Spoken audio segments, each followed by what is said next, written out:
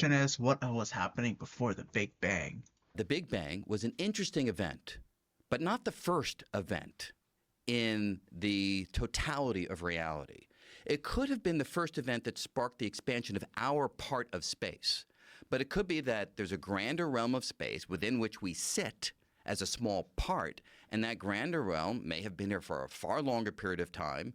It may have experienced its own Big Bangs, maybe a collection of Big Bangs.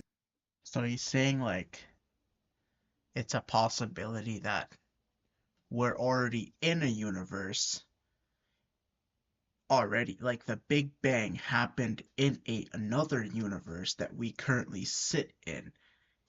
And our universe is in that universe because our Big Bang happened in that universe. You get what I'm trying to say?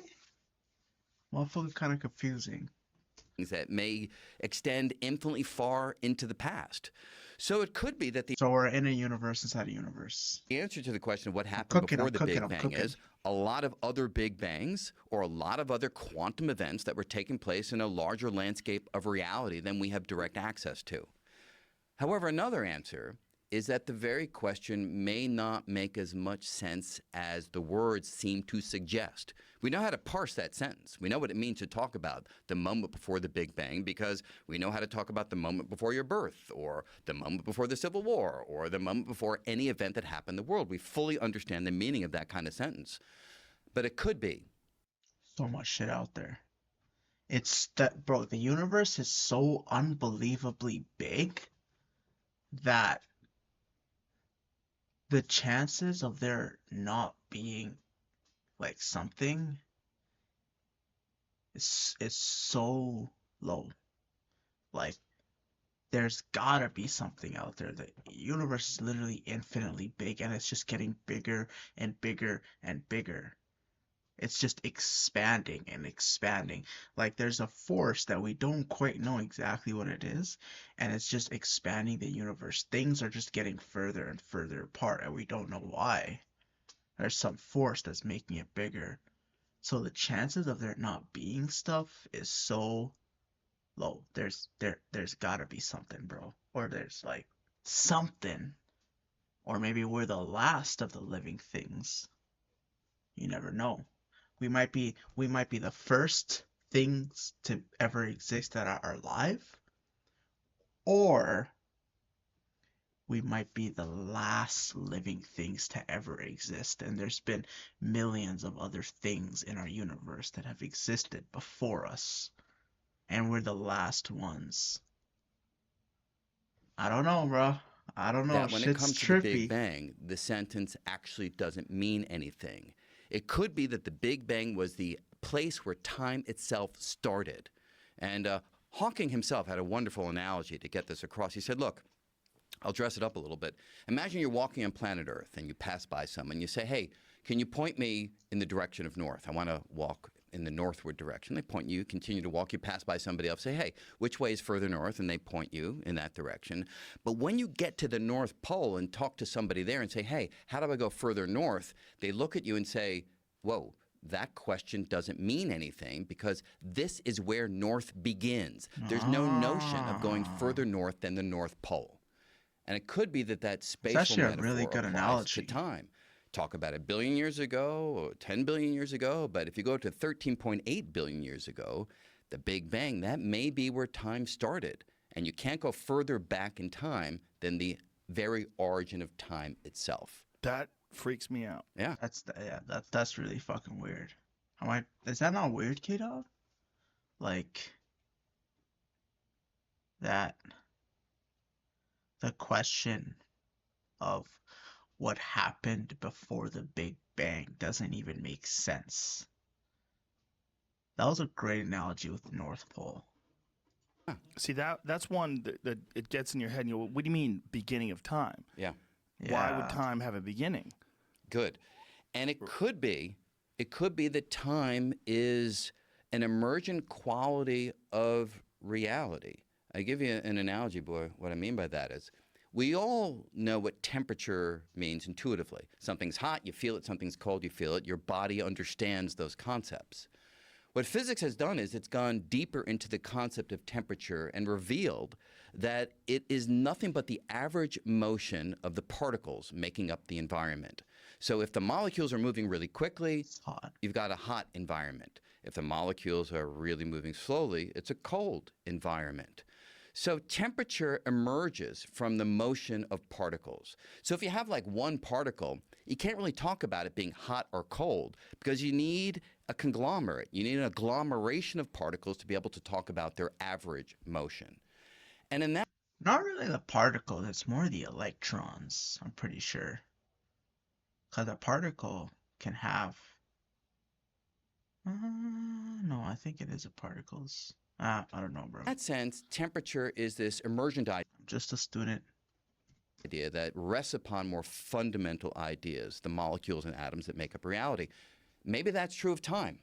Maybe time as we know it is a property that only makes sense in certain environments when there's enough stuff arranged in the right patterns.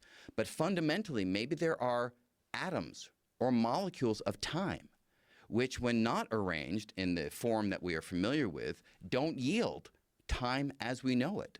Time itself may be a quality of the world that exists here in this environment, but doesn't even apply in other environments that are configured radically differently. Whoa, What? that's a heavy one. Yeah. That's a heavy one. What also is a heavy one is what caused the Big Bang? Yeah. Like, why would something smaller than the head of a pin Yeah. become everything that we see in the cosmos? Yeah. So there are ideas for the answer to that question. Look, all of this is tentative Right. because it's very hard to do measurements that go all the way back to the beginning. We have astronomical observations. Fucking with this that video, K-Dog, or no? Or it's not it? It's all good, to be honest. we need to Let me be know. sure are compatible with the predictions of our theories and so forth. So we as good scientists do what needs to be done to try to test these ideas. But the idea that I think most physicists or cosmologists buy into at the moment is that gravity can have two manifestations. The usual form of gravity that you and I know about is the attractive version. You drop something toward the Earth and it moves downward because the Earth and the object pull on each other. That's the ordinary gravity that we experience every day of our lives. But Einstein's equations actually allow gravity to also be repulsive. What? It can push outward as opposed to just pulling inward. And this is something that we have never experienced because the gravity created by a rocky How can gravity push something away? That means that the gravity pushing that thing away would have to have a negative mass, which is not. You can't have a negative weight. You can't be negative 180 pounds because gravity is just the attraction of things with weight, with mass coming together. So the bigger you are, the more gravity you have, like, to pull things into you. So how can you push things away? What? object like the Earth is always the attractive variety. The gravity created by the sun, again, a compact object, is always the attractive variety. But Einstein's math shows that if you don't have a rocky object that's isolated in space, but rather energy that is uniformly spread through a region of space, that kind of entity yields repulsive gravity. Why is that important to your question? If the very early universe, that little tiny head of a pin that you're talking about, if it was filled with a uniform bath of this energy, we call it the inflaton field, the name doesn't matter, but if it was filled with that energy, it would have been subject to repulsive gravity. What does repulsive gravity do? Pushes everything apart, causes everything to rush outward. So the bang of the Big Bang may have been a spark of repulsive gravity operating with a tiny region of space that pushed everything apart. And this concept of Where would that energy have come from, though? All the molecules, electrons, matter, elements, that would have had to come from somewhere. Bro, I don't know. Shit is so weird. Everything is so complicated. Bro, that's why there's gotta be a God, bro. Genuinely. Like, shit played out too perfectly to not, I don't know, to not. everything played out too perfectly for there not to be a mastermind behind this. Everything. You know? I don't know if you believe in God, K-Dog, but like, I don't know. Everything just played out too perfectly. If the Big Bang happened and the early and like there was just a couple things off, we wouldn't have this we wouldn't have the same kind of rocks. We probably wouldn't look the same. The earth would not look the same. Everything would be different. Number one. Facts. Facts. Facts, bro. Facts. How do I? God is number one, bro. I agree with that. So, bro, it's gotta be God, bro. It's gotta be God. Time travel? Okay, okay. We're about to get juicy. Time travel is very. Time travel is so weird. Because most people think that, okay, you can go back in time and change stuff, right? But the thing is when you go back in time, let's say like, God forbid, let's say your mom dies from like a freak accident or something. Here, I'll tell you what I think. Let's say like, God forbid, your mom died from a freak accident, and you want to go back in time to stop her from doing what she was gonna do to not have that freak accident, right? Technically, okay, you went back in time, changed her. You wouldn't be changing the future of your where you came from. You would just be creating another path of reality where your mother didn't die. That's all that's going to be happening. So, in that alternate reality, there's still you from that reality that you just created. So, technically, you got to kill yourself to be able to live in that reality. And the reality you came from, where your mama did die, you're going to be missing from that reality forever. So going into the future is weird, but going into the past is weird, but I believe going into the future might be possible. I think it is. I don't know how, but maybe. I don't know. Time is weird. Does that make sense though? I try to explain it how I heard it in a video one day. Yeah, it's good.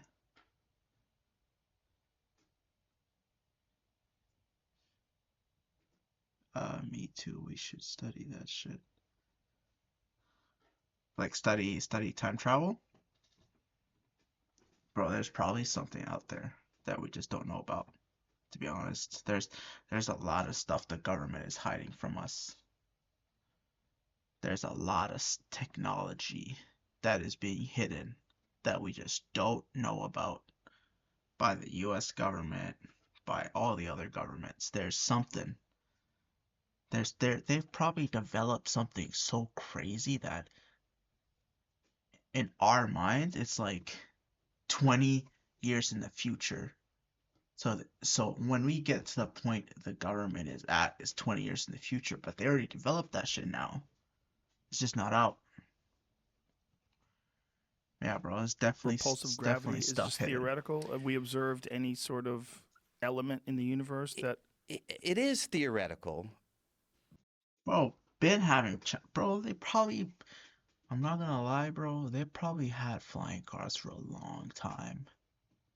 They just now release it. And flying cars, I feel like flying cars are kind of dumb though, cause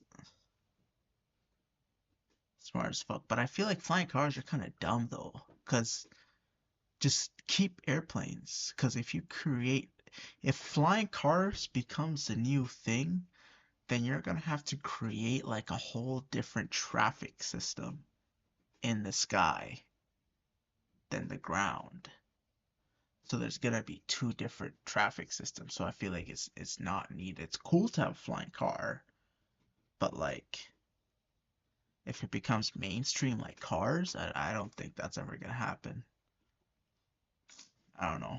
But it's at a level of understanding that I think most physicists would say causes it to migrate into the camp of established understanding of how gravity works. So, number one, Einstein's equations have now been tested over and over again in a whole variety of circumstances. The detection of gravitational waves just a couple of years ago is like the crowning triumph of Einstein's math. 100 years ago, the math says there should be ripples in the fabric of space. 100 years later, we finally detect ripples in the fabric of space.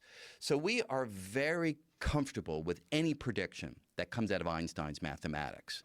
And right in the mathematics is the prediction of what I was just describing. You've got uniform energy in a region, repulsive gravity. The other thing is we What does he mean by uniform energy? We've got uniform energy in a region, repulsive gravity. currently I don't know. witness that the expansion of the universe is speeding up, not slowing down. Since the 1920s, everybody thought that, yes, the universe is expanding, but it will slow down over time. Why? Because gravity pulls things back together. You throw an apple upward, it doesn't go up faster and faster. It goes up slower and slower because the Earth's gravity pulls it back. Everybody thought that would apply to the universe as a whole. It's expanding, but expanding ever slower. The observations in 1998, culminated in 1998, which won the 2011 Nobel Prize, showed that the distant galaxies are moving away ever more quickly. The Damn. expansion of space is speeding up over time. It's accelerating. How do we explain that? Bro, do you know that the rate that the universe is expanding is faster than light? It's weird. So weird. And we don't know why, how, because once you get faster than light, time stops. Yeah, bro, it's getting faster and faster and faster. And I don't know, bro. It's just so big. What's it called? You want me to show you the perspective? I don't think people understand how big the universe is. Can I show you a perspective? Okay. Okay, what's the furthest? Okay, dog, what's the furthest distance in America? What's the furthest distance in America? Like, let's say like Los Angeles to like New York. Oh my God. Is that like the furthest straight line, right? I think probably something like that.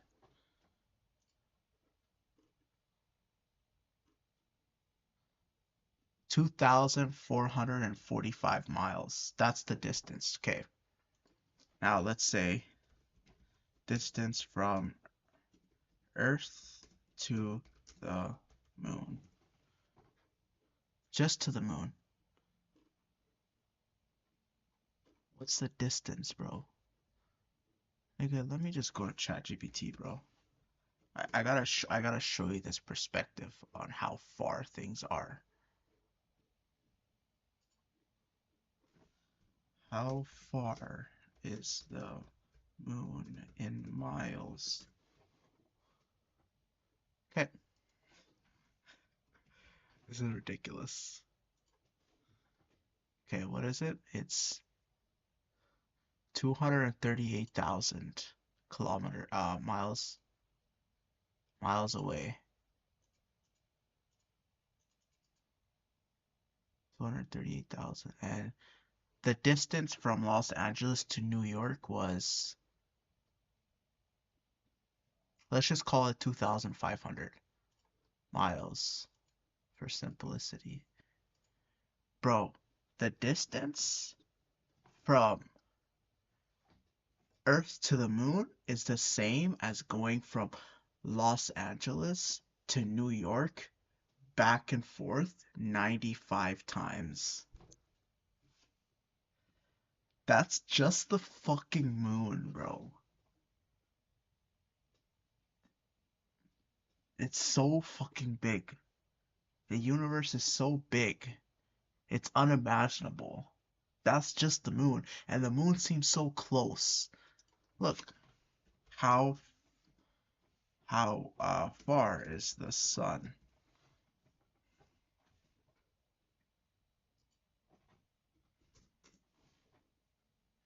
93 93 million miles, bro.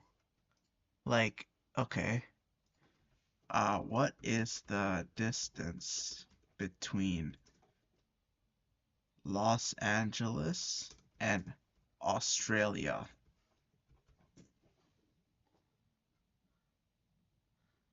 7,500 miles.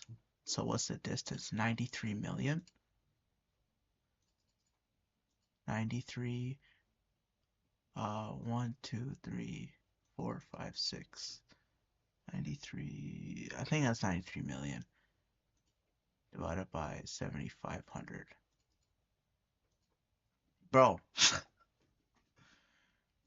you'd have to go from Australia, from Los Angeles to Australia, 12,400 times to reach the same distance as Earth to the sun. It's crazy, bro. Universe is so fucking big. The best explanation we currently have is repulsive gravity. We believe even today the universe is suffused with a bath of energy. We call it dark energy. We believe it's uniformly going through Crazy, space. I bro. like to think of it almost like as a Turkish sauna. It's like the steam filling the sauna, this energy filling space. And that repulsive gravity, we believe, is responsible for the observations that the distant galaxies are rushing away faster and faster over time. So it's circumstantial, but the case for repulsive gravity is quite strong. And what would have caused it to coalesce? What would have caused it to compress initially? Like, Yeah. why would all that matter? Be in this tiny, Yeah. less than a pin-sized Yeah. object. So I have no idea, and nobody else on planet Earth has any real idea other, but we do have theories. And one of the theories suggests that in the very early universe, it was a highly chaotic environment, very hot, with all the fields fluctuating wildly up and down. And the idea would be that if you wait long enough, where it's hard to know what wait means in this. Bro, in the early times of the universe, it was so hot that, like, everything to ever exist was almost like a gel. Even, like, the electrons, the particles, it was so hot that they turned to, like, liquid. That's how hot the early universe was. And then everything started to cool down after billions of years. It took billions of years to cool down. This And space is like minus 200 degrees. And it took billions of years to cool down. environment, but don't press me on my definition of time back then, just sort of intuitively. If you wait long enough, on rare occasions, the energy will just happen to flatten out in a region, become uniform, and then that region explosively inflates, grows large. So, imagine you're looking at a pot of boiling water. The surface is, of course, wildly undulating up and down. But if you wait long enough, very long time, since you've never seen it, neither have I, there will be a little patch on the surface of that boiling water that flattens out. Why? That only means that the water molecules happen for an instant to be moving in just the right way to keep that little patch of water from wildly bubbling.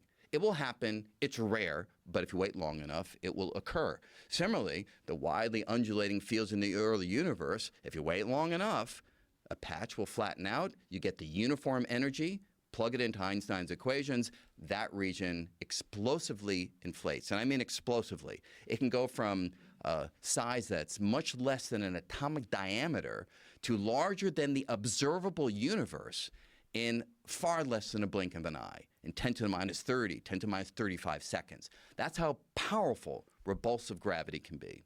Damn. That is so baffling. Yeah. So before that, before this happens, you just have, in this theory, you just have all of this energy sort of randomly interacting with other energy in the universe with no physical objects. Yep.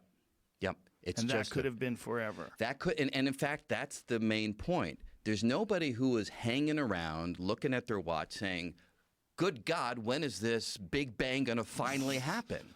So you can have this cosmological pre-show. You can have it last as long as you like.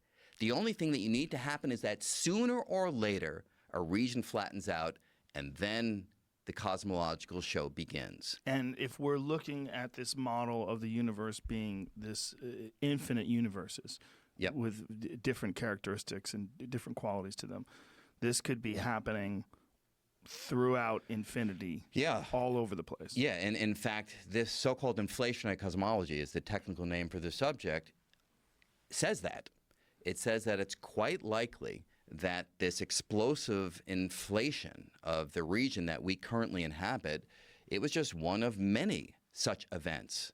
And therefore, there are other far-flung regions throughout this larger cosmological landscape where things have also inflated, but the details can be different. So our universe just sits in like, you can't even call it space, because space has like, our whole universe just kind of sits in like a, bro, it's like impossible to even imagine it. It just sits in an area that's like the entire universe. If you imagine it as a sphere, as a circle, it just sits in like an infinitely big area. I don't know, bro. It's fucking weird. The physical details can differ from what we are familiar with. And the differences can be small, It is so temperature weird. differences in one part of space versus another, or they can be far more significant. Even the particles that make up that other realm may be different from the particles that make up our realm. Their masses can be different. Their charges can be different. Their fundamental physical features can be different. So out there in that wider cosmological landscape, it can be the wild, wild west of realities. And they don't have to worry about proton deterioration. There may be realms in which they don't have to worry about protons falling apart. The really crazy idea is that if you're very careful mathematically and Yo, this is good. This is